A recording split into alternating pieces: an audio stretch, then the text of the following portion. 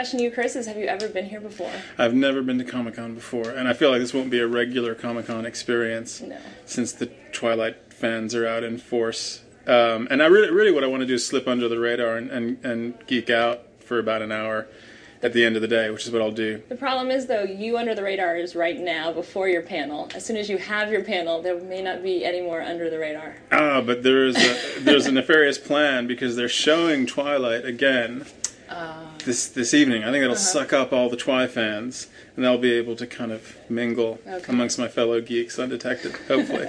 Both Kristen and Rob, you guys talked about in the press conference how much you love New Moon, and that's your favorite book of the series. Can you tell us a little bit more why that's the one that really does it for you? For me, just because it was the most challenging. I mean, not that they're ever at ease. The relationship is always sort of strained. It was just like sort of the lowest point in the series, and also like at the end of that, it's absolutely the most heightened. I mean, that the scene where we sort of forgive each other and get back together. It happens within. I mean, it happens in 10 seconds. I mean, like no talk. We don't even need to talk about it. It was like the one that affected me the most. I hadn't read the book before the idea of doing the film came up. I just love the cast. I think they're very talented young actors. And then when I read the book, you can really see the kind of archetypal longing that it embodies. And having been broken up with so many times in my life, I felt I could really identify with Bella. My sort of opinion of the whole series, the relationship between Edward and Bella, I mean, I always saw it as,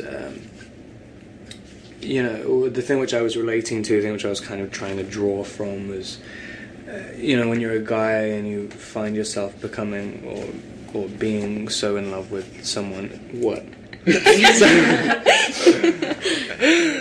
No, I'm just looking at you on a TV. You're on a roll. I think you should keep going.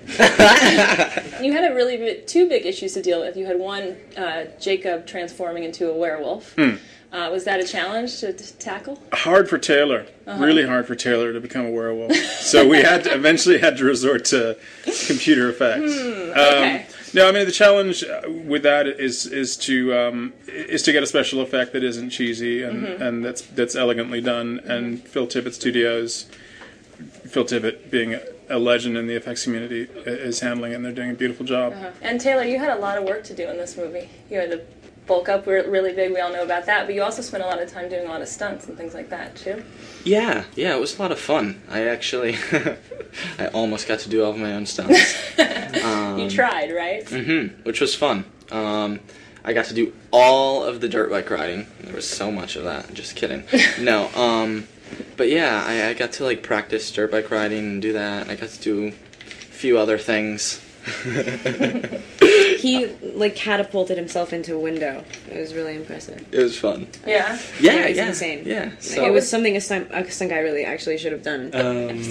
You find yourself like in love with someone or something, and